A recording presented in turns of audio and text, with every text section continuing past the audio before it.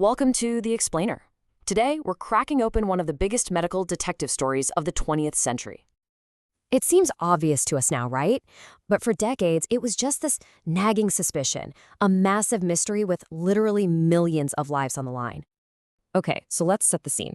We're in the early 20th century, and doctors are starting to see something really alarming. A huge spike in a disease that, up until then, had been incredibly rare: lung cancer. And yeah, the number one suspect was pretty obvious: the rising popularity of cigarettes. But here's the thing about science. A hunch, even a really strong one, just doesn't cut it. You need hard proof. And that's where our detectives, Richard Dahl and Austin Bradford Hill, come in.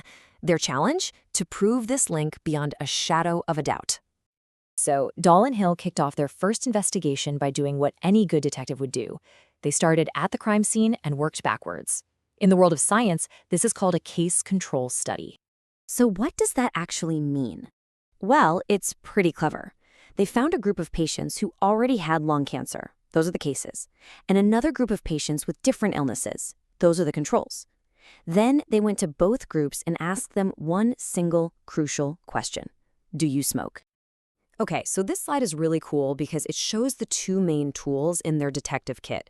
You've got the case control study, where you start with the sick people and look back in time, kind of like asking, what happened here? It's fast, it's cheaper.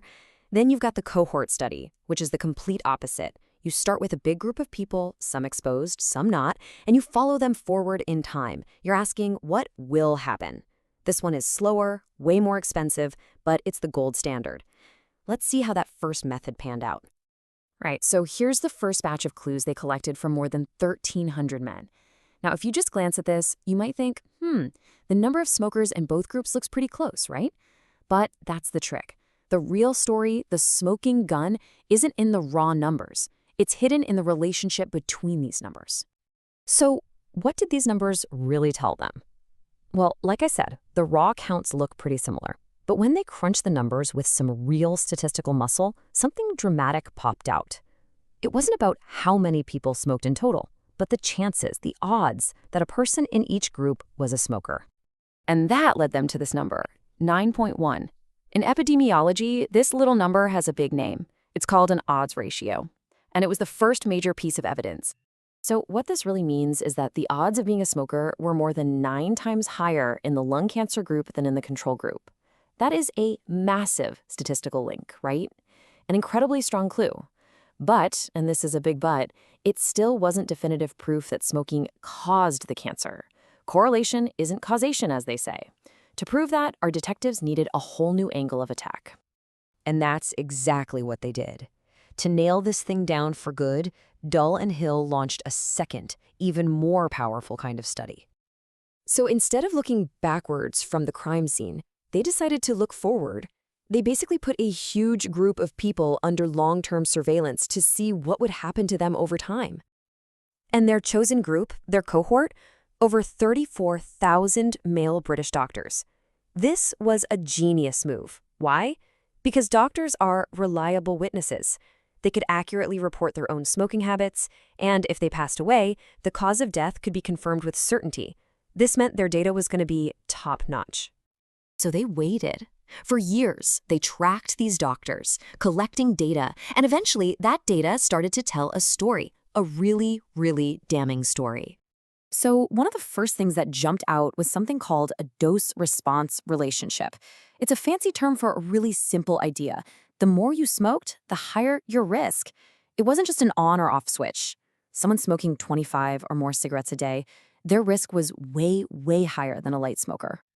And you can see it so clearly here. This isn't just a random connection. The risk climbs step by step with every increase in the daily dose of cigarettes.